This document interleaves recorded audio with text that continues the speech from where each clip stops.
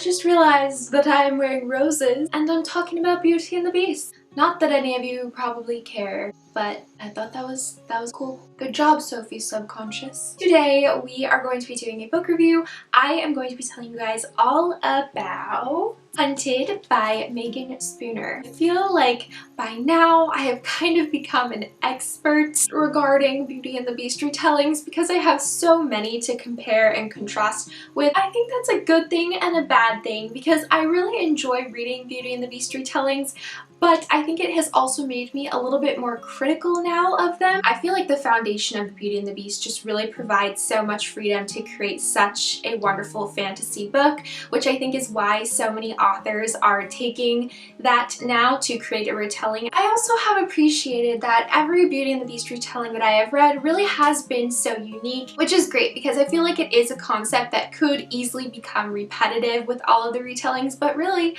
I have found each of the stories I have read to be very different, and this one was no exception. Although I will say that one thing I especially enjoyed about this book was that out of all of the Beauty and the Beast retellings I have read, I really felt like Hunted was the most similar to the Beauty and the Beast that we all know. Not necessarily because of the plot. I think why I got this feeling more centers around the overall atmosphere of this book and also the portrayal of Beauty and Beast. I also really felt like the portrayal of the Beast was very much like the Beast I grew up watching on my TV. In fact, it was really hard for me not to just imagine the animated Beast because Megan Spooner really described him looking exactly like that image. So Hunted follows a girl named Yeva who, when she was a child, went by the name Beauty, and this book starts off following Yeva and her family, her father and her two sisters, living a wealthy, prosperous life. However, when their father loses all of his wealth, they have no choice but to give up all of their belongings, sell their home, and go live in their family cabin in the middle of the woods, which Yeva is secretly okay with because Yeva is a hunter. She grew up with her father teaching her how to hunt, and that is her passion. However, it is while they are living in this cabin that their father starts to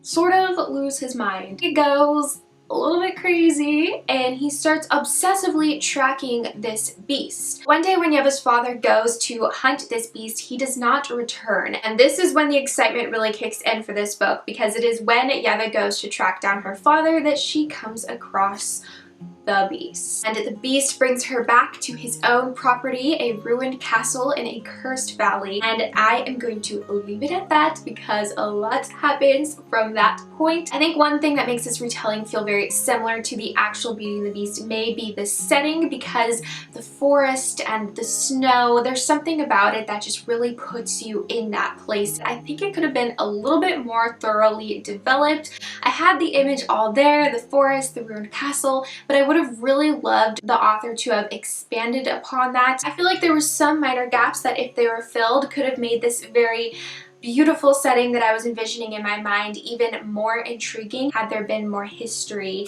added to the plot line. So I am keeping in mind that this book is a standalone, and it is very difficult to create a standalone that really is satisfying and well-rounded, especially when it comes to retellings, because it really is up to the author to take this already incredible story that everyone loves and somehow make it equally incredible in their own way. That is not an easy task, but I think also because it was a standalone, there were some areas that needed to be filled in a little bit more to make the reader feel fully satisfied by the time they finish this book. Another example of this comes up in the romance. I actually cried, sobbed. There was just something about it that was incredibly heartfelt and just really got to me. That being said, I'm not spoiling anything for you guys, but I will say that while I did really enjoy the romance, the idea of it, and kind of the feeling that the author was able to evoke from the relationship between Beast and Beauty, again felt like there were many plot holes. To me, the growth of this relationship just didn't really make that much sense. I felt like the shift in the relationship was very sudden. I think that this partly could be due to the fact that while Yeva was a wonderfully developed character, I think that the Beast could have had some more development as a character. We really focused on Yeva as a character, and I think that's what creates this disconnect. We're really focusing on one character's perspective rather than getting to see both of these very important characters merged together. The Beast in Any and the Beast retelling really should have the most growth as a character because he is not human, he is a beast. So as a reader,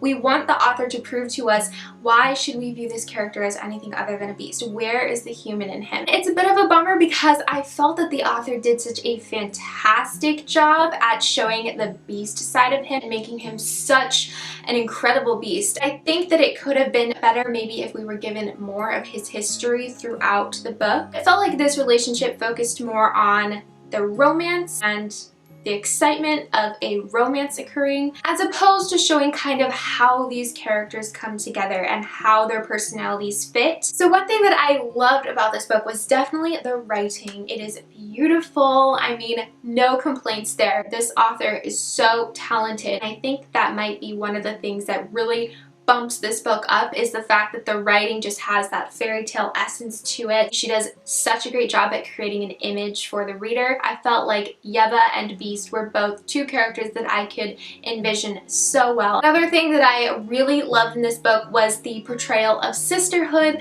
Yeva's relationship with her sisters is so beautiful. I don't have a sister. I grew up with boys. This book made me want a sister because it was so beautiful. I read it in a few hours. It was definitely a book for me that I found myself opening and closing in one sitting. That being said, I feel like it could have been so much more developed. It's a very simple and to the point Beauty and the Beast retelling, and if you are looking for something maybe more like Cruel Beauty by Rosamund Hodge that is darker and more layered and complex, that's not what this is. It is really just an enjoyable, simple retelling that is wonderful to read on a nice cozy day, but isn't really anything drastically different. I found it really hard to rate this book because there are so many wonderful parts to it, and I feel like Megan Spinner did a really great job creating that atmosphere of the Beauty and the Beast, and her writing is so lovely. So I have settled on a 3.75 for this book because I think that this just is a good retelling, but not anything mind-blowingly fantastic like many of the Beauty and the Beast retellings that I have read. If you like retellings, then I definitely recommend picking this one up. I think you will really enjoy it. Go ahead and let me know in the comments what you thought of this book if you have read it for yourself. I would love to hear your thoughts.